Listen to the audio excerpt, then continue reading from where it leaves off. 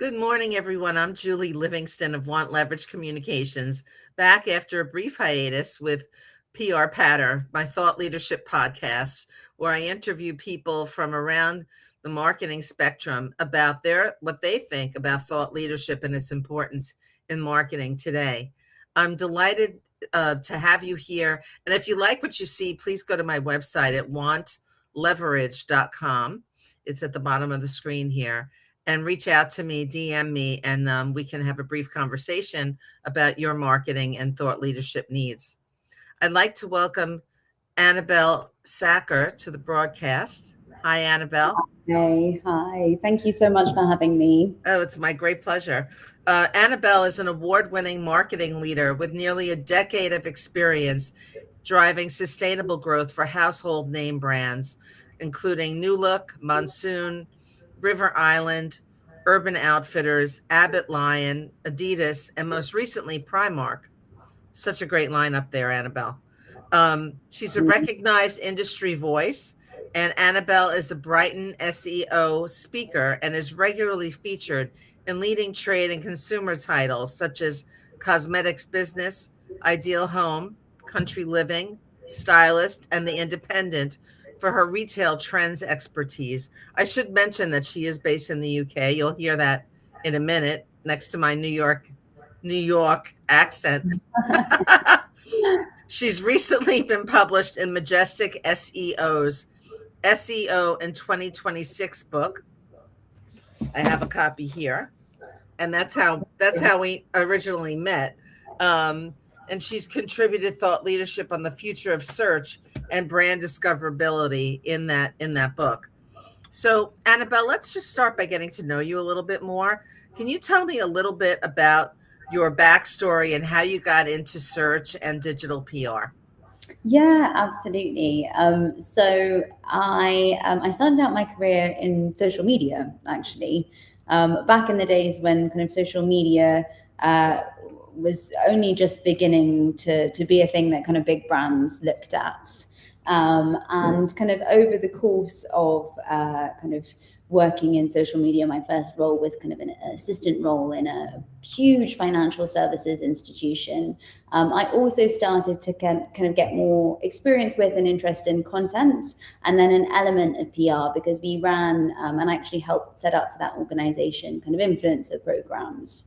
And I decided that content and kind of PR were perhaps more my areas of kind of interest. And so in my next role, I sort of looked for a place in which I could kind of develop those interests further. And I was brought on to kind of an agency to essentially build out their content offering. And what the majority of their clients needed was content in relation to their overarching SEO strategies. Or content to support their overarching SEO strategies. So I kind of started building a foundation of SEO knowledge and expertise there. And of course, in order to kind of drive authority back to content, you need an element of digital PR. And so I also started to build out the digital PR function at that agency, which went kind of very successfully, brought in quite a few new clients. I was then headhunted by one of the biggest kind of digital PR and SEO agencies in the UK. And then I eventually to run sort of half of their digital PR team and their influencer marketing team. And then I eventually ended up being headhunted for the role that I'm in now at MediaVision, where I head up their digital PR team. And work with kind of the large majority of Britain's sort of biggest high street fashion brands, which I'm sure you can imagine was a big pull for me coming into this role. No, that's so exciting. What a great trajectory you've had in this new area, a relatively new area. So, how does one leverage digital PR to unlock AI search visibility? Because AI search is really where it's at right now. Yeah, So, absolutely. maybe you could tell us a little bit about, just to start with the basics, what AI search is, and then if you could answer the question. Absolutely. So AI search, or I guess GEO now, people are calling it. The terminology seems to Right. change every Yeah. 5 minutes. So essentially, LLMs or AI platforms like ChatGPT, Perplexity, Gemini, Claude are all becoming, even AI overviews. I mean, you've seen how the kind of structure of like Google search results has changed. They are completely and utterly altering the way that we as people search. And it is happening kind of very rapidly. And while we don't know what the final outcome of that will be in terms of the search landscape, we do know that it's definitely seeming to be where people are shifting. And as a result, consumer behavior is changing. So consumers are leaning more and more on AI platforms, LLMs, for answers about products, brands, experiences, personal advice, you name it. AI is being used to answer it. And so we now need to optimize not just for kind of traditional search engines like Google, but also for LLMs like a ChatGPT. That's great. So earned media has really seemed to rise to the top of in terms of grabbing the attention of these AI search tools. And so I'm very excited about that, since I started my career and have been in public relations for more than 3 decades, and have in great part worked on garnering earned media. So I'd love you to talk about, why are press mentions more effective than other online content in boosting SEO? Yeah, so I think I just want to stop you a second. People often belittle it, and it is even more important today than it ever was. Yeah, absolutely. I would say so. Look, I think there's a lot of debate in the industry. I know kind of, and I think most people in the SEO world have known for a very long time the impact that kind of PR and particularly digital PR has on like visibility in traditional search engines. So we know that being either mentioned or linked, and I know some people will debate me on that, but I do think the kind of spectrum of coverage that you can get from a digital media perspective, an earned digital media perspective, and many in my industry would agree with me, all contributes to that kind of overarching visibility and SEO performance. Coverage on authoritative publications ultimately is a ranking signal for Google. So the authority that those publications have, and then those publications ultimately mentioning your brand or linking to your brand, the authority that those publications have is driven back to your brand's website, which ultimately improves your ranking. Does that make sense? Now, absolutely. In the world of AI, things are slightly different. They're shifting slightly differently. So it might not be that necessarily your brand is mentioned, although I do think that kind of there are similarities. I do think that kind of mentions in media impact brand mentions and the mentions of kind of your website in LLMs. That it might be more likely that the publications that you are being featured in are mentioned because they tend to have higher authority than most brands' websites. So either way, it's absolutely crucial that you are getting that PR coverage in order to surface in AI answers and ultimately drive discoverability. That's great.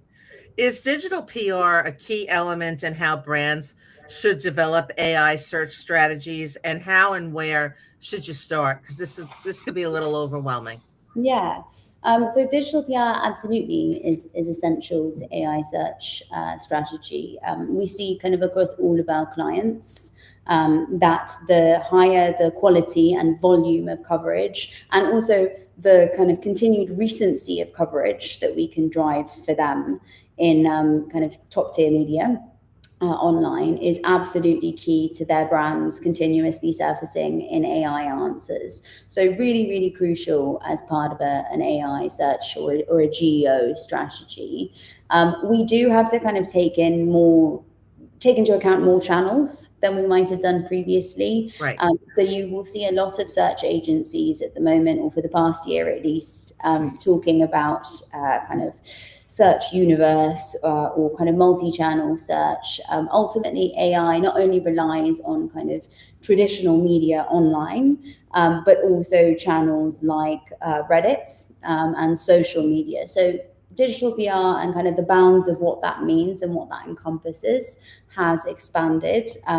But it is definitely kind of either way, whether you begin by simply focusing on kind of traditional digital media, or you are able to kind of expand beyond that. It's absolutely essential to an AI search strategy.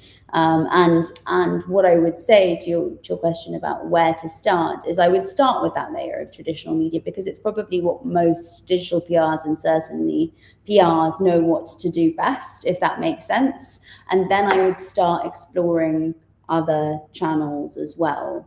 Like potentially a Reddit, but also kind of social media channels like TikTok. Interesting. I have to admit, I have not really used Reddit or TikTok as much in the past with my clients, but hearing you say that, it's something to definitely consider, depending on what the messaging is. Yeah, absolutely. It has to be aligned to the kind of Yeah. brand, or the, like, either the personal brand or the kind of like corporate brand of who you are working with. I think, we kind of spoke before this around how important kind of thought leadership is to your work. And I think for some brands, thought leadership on those channels, especially like personal brands, like people, thought leadership on those channels is crucial. It's not really relevant, or it's not as easy to garner as a kind of corporate, if you will. It really relies on kind of individuals, but as an individual, definitely kind of essential tools that you can use. It's great. So is beginning with search data the way that successful digital PR is created, is done? Yeah, so I think beginning with any data is the key to successful digital PR. Search data is absolutely needs to underpin your strategy, because ultimately what you are trying to do is drive SEO performance, right? So you need to understand kind of what categories, what products your client's SEO team are prioritizing, or your team is prioritizing, in order to ultimately target those with digital PR. We are kind of very privileged at MediaVision in that most agencies would rely on kind of a client driving kind of key priorities, or their SEO team kind of identifying over a longer period what their kind of search priorities are, key terms, categories, etc. We have built a tool that kind of powers the e-commerce lifecycle for the large majority of our clients. But part of this tool, and then I guess kind of one of the most important and, to me, very exciting parts of this tool, is that it gives us almost real-time insights into Wow. search demand. So that really enables us to kind of implement SEO on whole, but digital PR specifically, in a way that I have never been able to do before, because we are almost able to see kind of trends, search trends, as at the very kind of like genesis of their growth. And that enables us to inform press of when things are likely to spike, and therefore drive news kind of ahead of any of our clients' competitors. So you may have seen last year kind of a lot of news around the leopard print trend, and actually the year before that. Sure. A lot of that was driven by my team, because we were able to identify that trend before it even began. And there have been a number of other trends, like sort of brown and burgundy and Bambi print and zebra print, all of which we've been able to kind of get ahead of way before our clients' competitors, simply by having that real-time access into search data. So yes, absolutely, search data must be the backbone of everything, and it really is in our case. That's so cool. Are there certain types of digital PR that are successful in AI search engines, and what are they? Yeah, so at the moment, what we're seeing, I mean, two types at the moment. So we've kind of touched on thought leadership a little bit there and how important that is, a kind of real authentic voices, because authentic content, and therefore authoritative content is key to success in AI. But also kind of recommendation content. So listicles, best ofs, reviews, etc., all very, very important to visibility in LLMs. So that is, I think you're referring to the chunking down of content that AI tools pick up on more easily than large Yeah, chunks of information. I mean, just to give you some examples, like the most kind of common content that we see kind of surface in relation to our clients, or the most common content we see feeding LLMs in relation to our clients is kind of like best of lists. So kind of the best red dresses or the best gifts for Valentine's Day, things like that, or a fashion editor reviews like these 4 affordable jewelry brands. And then the other type of content that we see kind of highly successful is user-generated content, so thought leadership content. So when you combine, I guess, the search data and the data that we have with kind of a real user story. So say we see a spike in red dresses and Valentine's Day outfits, kind of working with a UGC creator to develop a press piece around kind of how to style red dresses for Valentine's Day, selling that into the press, that kind of real story, that real voice, the authenticity that provides, plus that type of kind of press coverage. So combining press coverage with social signal, we see that kind of feed directly into visibility in LLMs. So interesting how it's evolving. What's the criteria to use to determine the best place to publish digital PR? So it depends on our client's niche, right? And what they want to, where their opportunities to be known for are and what they want to be known for. So say, for example, one of my clients is kind of quite a big, affordable luxury jeweler in the UK. And we know that kind of they want to be known within a few categories. So one obviously is kind of gifting, but alongside that kind of wedding. And so it's all kind of very love, romance, kind of dating focused. So we tend to, but then there's also the other side, which is because they're affordable luxury, a lot of their competitors are a little bit more kind of fashion-y. So they want to make sure that they're competing with them at the same time. Mm-hmm. So we would really focus on the kind of key titles that fit those niches, those categories. So wedding press, I'm sure you know, there's lots of very specific wedding press, but then also kind of lifestyle titles like Stylist, Grazia, Hello, OK Magazine, and then also titles that kind of cover dating advice, etc. And then, as I said, fashion press, so Vogue, Glamour, Marie Claire. That's how we would kind of, if that makes sense, that's how we would define. Sure. And how can you influence your own domain rating? Because that's also a key point here. Yeah. So, I mean, look, there's a lot of debate over kind of how valuable domain ratings or DR are as a kind of key metric or a key performance indicator. And also kind of depending on whether you're looking at domain authority or domain rating, it's influenced by multiple factors. And which tool are you using to look at domain rating or domain authority? So kind of depending on the tool, sometimes that rating is influenced by kind of your holistic SEO approach or strategy. Sometimes it's influenced by digital PR alone. I think what we see is the kind of best way to either grow or maintain DR is a holistic SEO strategy. And that includes kind of PR, content, and tech SEO, kind of making sure everything is optimized, everything is working together to ultimately influence performance. But DR is not our most kind of important metric. It's a key sense check in terms of the PR coverage that we drive, because we want to know that the publications that we're driving authority from have themselves a high authority. But what we look at instead is kind of overarching visibility, so rankings, also traffic, and then ultimately revenue driven for our clients. Interesting.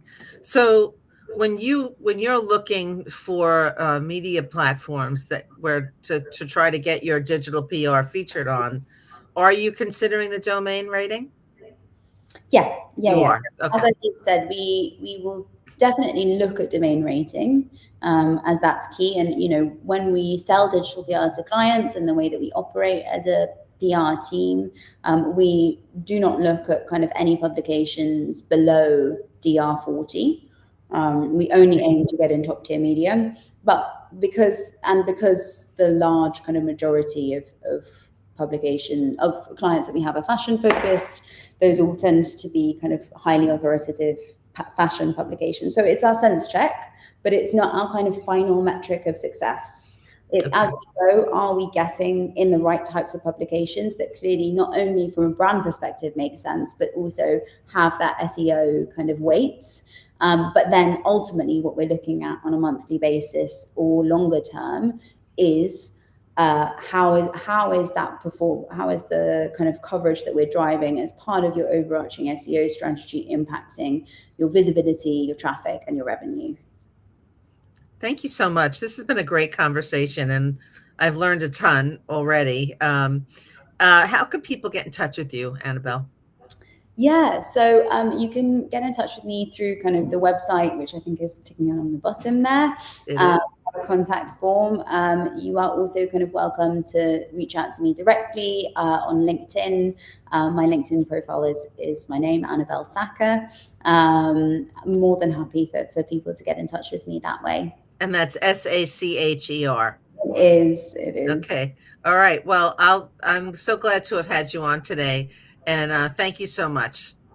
Thank you so